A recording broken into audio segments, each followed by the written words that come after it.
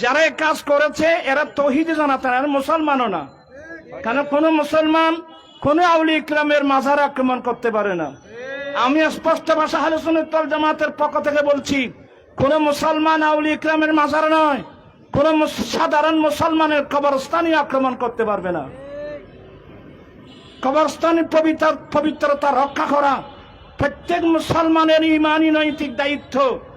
আমি বলবো, আপনি তো মাজার আক্রমণ করছেন, আপনি কোন মুসলমান হয়ে থাকলে সাধারণ কোন মুসলমানের কবরস্থানে আক্রমণ করতে পারবেন না।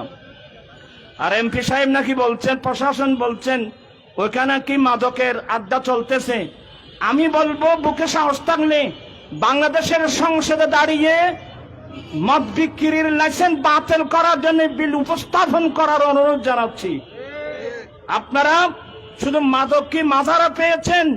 কই রাতের অন্ধকারে মাগরিবের পরে জাতীয় যে কোন ক্লাব, নাইট ক্লাব, ক্যাসিনো, যেখানে সারা রাত মাদকের ব্যবসা হয়, যেখানে রমরমা ব্যবসা করা হয়, মাদক সেবন করে নাচ গান করা হয়, সারা রাত কার সঙ্গে কে চলে গেল জানে না। কই এ পর্যন্ত বাংলাদেশের কোন প্রশাসন তো এই সমস্ত নাইট ক্লাবে গিয়ে, এই সমস্ত যেখানে মদের আড্ডা হয়, জুয়া হয়, ওখানে গিয়ে তো আপনারা কোনোদিন করেন নাই। তৌহিদে জানাতো কেন যাই নাই? আপনি শুধু মাজারে গিয়েছেন, মাজারে কে মাদক সেবন করা হয়। আমি আপনাদেরকে বলবো, সরকারকে বলবো, অনতিবিলম্বে মদের লাইসেন্স বাতিল করা হোক। আপনারা চান কি চান না?